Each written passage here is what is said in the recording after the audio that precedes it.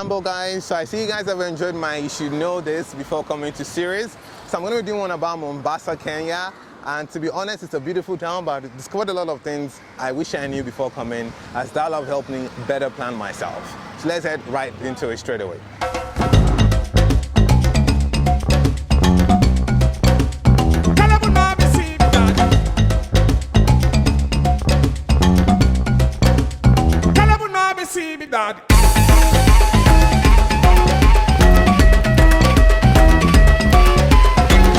So the first thing that shocked me about Mombasa is exactly how diverse it is. Hello. Hello. How are you? Good, good. Thank you. So I always thought Kenya was like a huge African country and whatnot, but it's extremely diverse. And when I say diverse, I just don't mean different tribes. I mean different races. Mombasa, half of Mombasans are of Indian origin, Pakistani, as well as Oman, the Arab world basically. So that was my biggest surprise here. You're seeing indigenous Arab-looking Kenyans who have existed here for centuries. And that was something I definitely didn't see coming.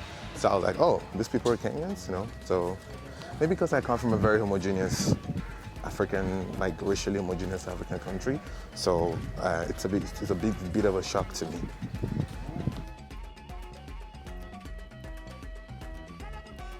All right, so did you guys know that Mombasa was the first capital of Kenya?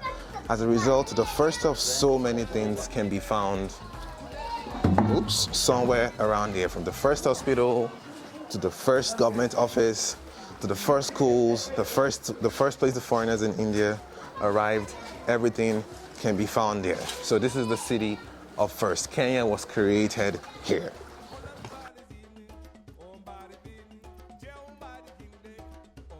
Okay, so this is the part I didn't really enjoy about Mombasa. So Mombasa is a beautiful coastal city, lots of beaches, the sites are beautiful, lots of historic buildings, because it was also the first capital of the country.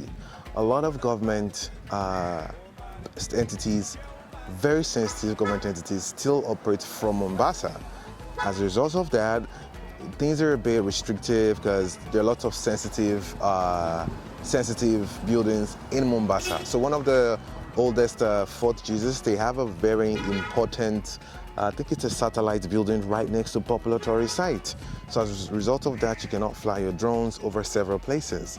So for me, it's like, well, I'm not the president of the country, but if you're gonna put sensitive buildings, you shouldn't be in a place where there are lots of tourists who wanna come, and especially put it in front of a beach that has a beautiful site.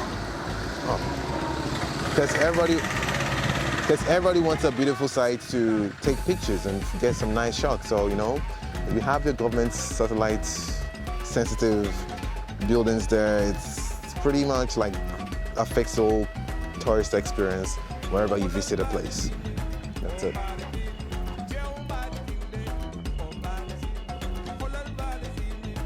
I think my biggest shock so far has been Swahili has an Arabic roots. I thought Swahili was an indigenous African language, but its roots are tied to the Arabs who arrived in Kenya earlier on. I never knew that, despite having a Kenyan teacher in my high school. And that was a big shock to me. I tried to ask if an Arabic person could understand Swahili, and he said no, that it just has its roots in the Arab foreigners who came early on before the Europeans came, and that's it. But it's pretty much been an African language ever since then, and it's spoken across different countries. So one thing that will definitely shock you here is the, the Arabic roots of Mombasa. There's a lot of Islamic presence that has changed the way I see Kenya right now, and it's very different from Nairobi.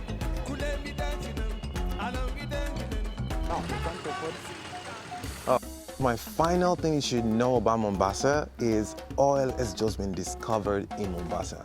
So unless Kenya chooses to go a different pathway from other African countries, I saw some pipelines being dug across the old town.